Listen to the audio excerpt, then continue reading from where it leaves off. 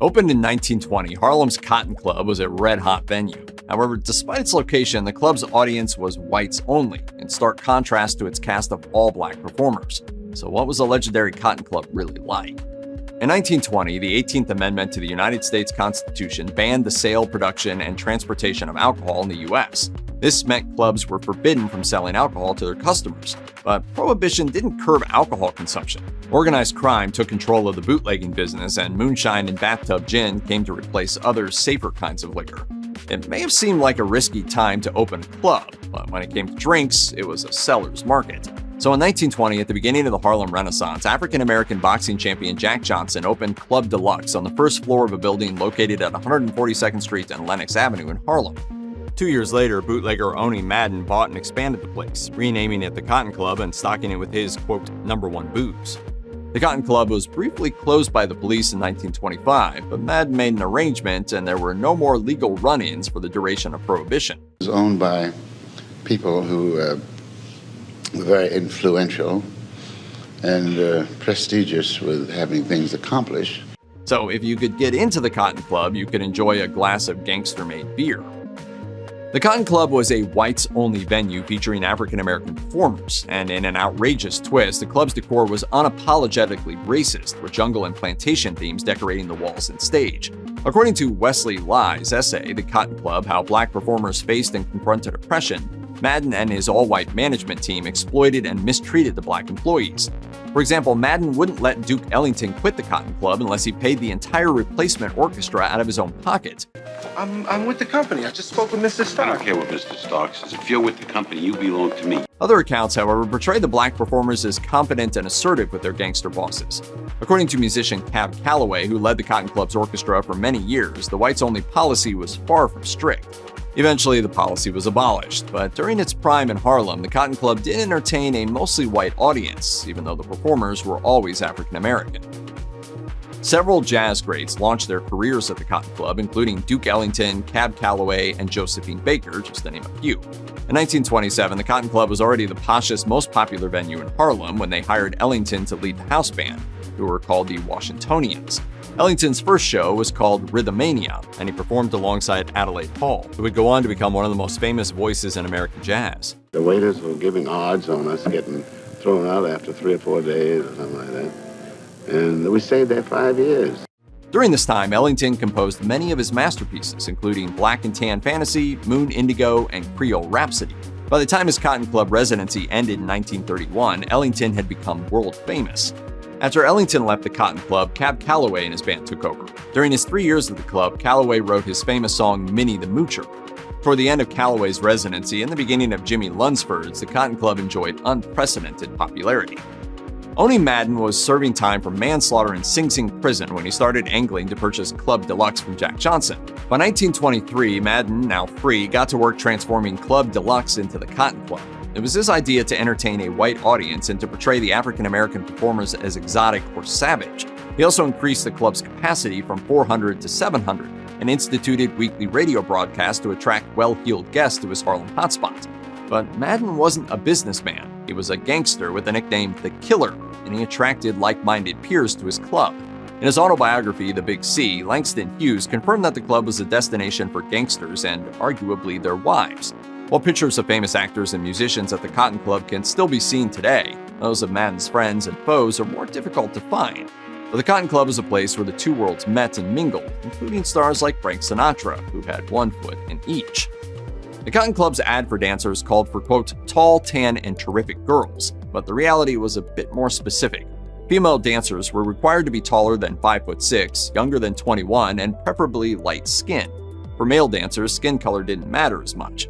Famous Cotton Club male dancers like Chuck Green, Bill Bojangles Robinson, and the Nicholas Brothers were hired for their tap and acrobatic dancing skills, not their physiques. Female dancers wore very revealing outfits, but that doesn't mean they didn't have impressive skills and couldn't be stars in their own right. Two examples are Bessie Dudley and Florence Hill, who often danced to Duke Ellington's fast-paced rhythms. Then there was Lena Horne, who began her dancing career at the Cotton Club and went on to become a world-renowned performer. Despite its strict hiring policies, Horne remains thankful to the club. The Cotton Club was a great place because it hired us, for one thing, at a time when it was really rough for black performers. The Cotton Club's house bands, most notably Duke Ellington and Cab Calloway's, were known for their fast-paced tunes and at times comedic moments, but Calloway took it up a notch with the myriad of drug references in his songs. Many of the moochers down in Chinatown, all the cokers were laying around, some were high and some were mighty low, counting millions on the floor when a knock came on the door. Minnie the Moocher was indeed a cautionary tale about substance abuse. Minnie fell in love with Smokey, who taught her to smoke opium. Sadly, the song ends with Minnie pushing up daisies. When asked if his songs reflected the everyday life in Harlem in the 1920s and 1930s, Calloway said there were quite a lot of marijuana street vendors. The guys used to walk around the street selling it, just like they were selling peanuts. Calloway didn't share anything about the harder drugs he hints at in his lyrics. Bill Robinson began dancing when he was 8 years old as an orphan desperate to make ends meet. But by the time the Cotton Club hired him in the late 1920s, he was already a famous tap dancer, known for his ability to run backwards 75 yards in 8.2 seconds and for his unique stare dance.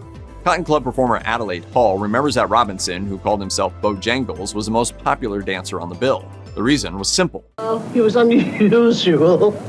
He was very unusual. He had his moments. But he was a good soul. He really was. Facts and numbers back this up. In 1936, Robinson was earning $3,500 a week, the highest salary ever paid to a nightclub performer at the time, and by far the most money an African-American performer had made up until then.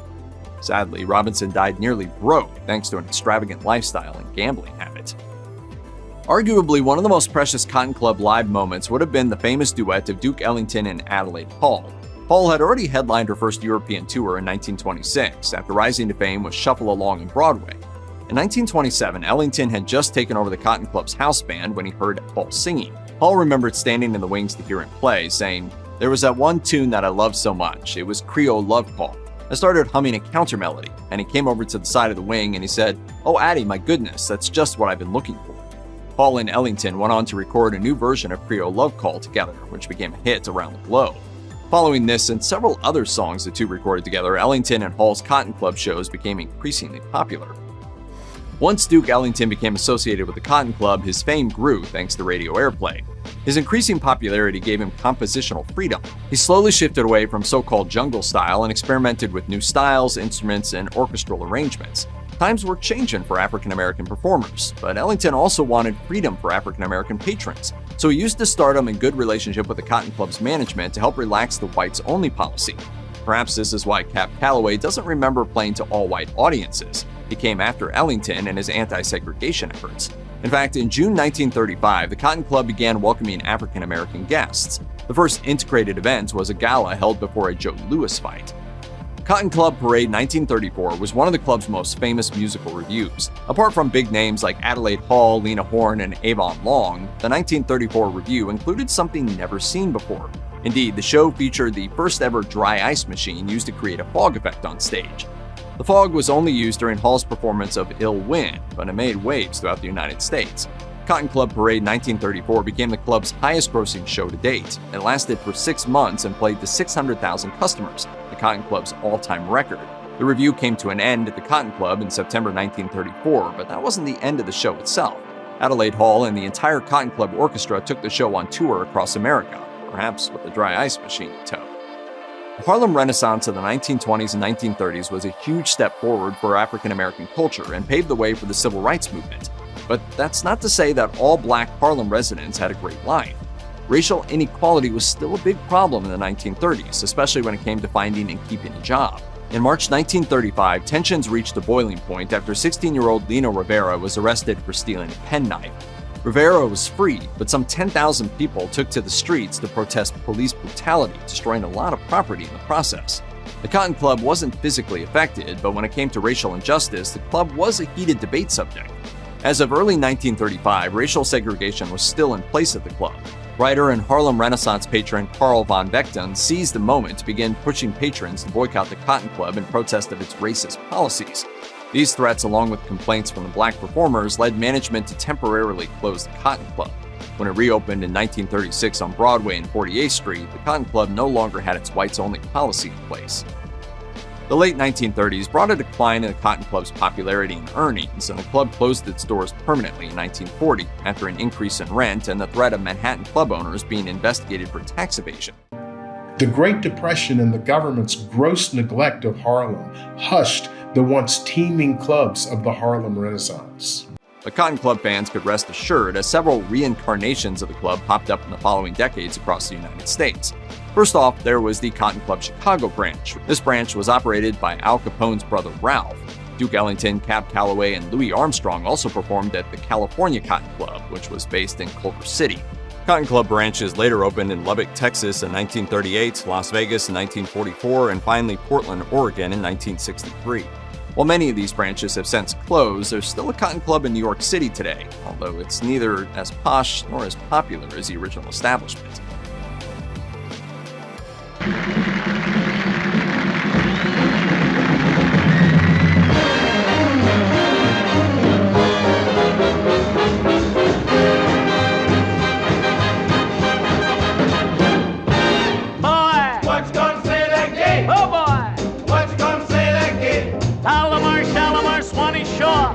Let me dig this jive once more, boy.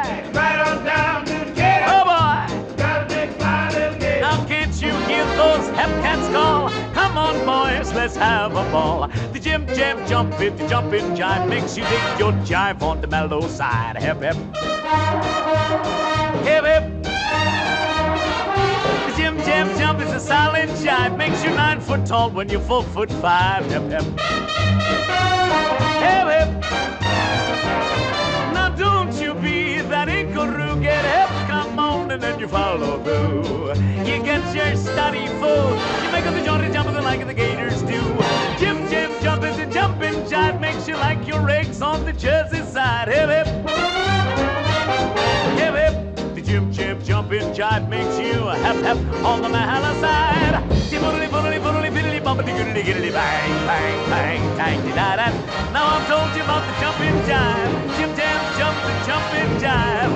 You got to dig this mellow jive, yes yes. You dig it on the mellow side. A boodly boodly boodly boy, a boodly boodly boy, a biddly biddly gay, boodly giddly bumpity gaga, a boodly time boy, going to ga gang to bomb bomb a seedle at the board.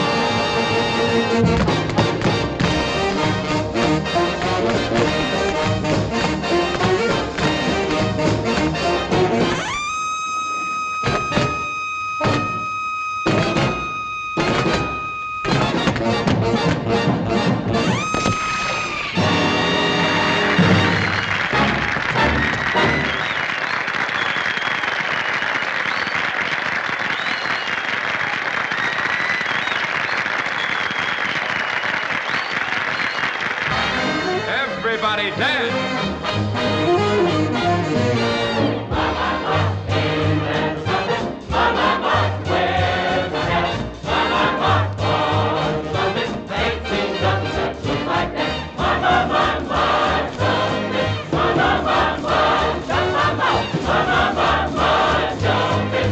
Jumper to the jumper and the jumper to the song. It's really warm, it's really cold, it's really moving on.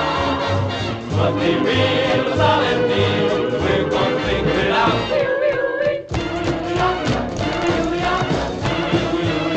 Oi, oi, oi, my, ain't that something? A skiddly-boop-de-doodly-bump, hear me shout.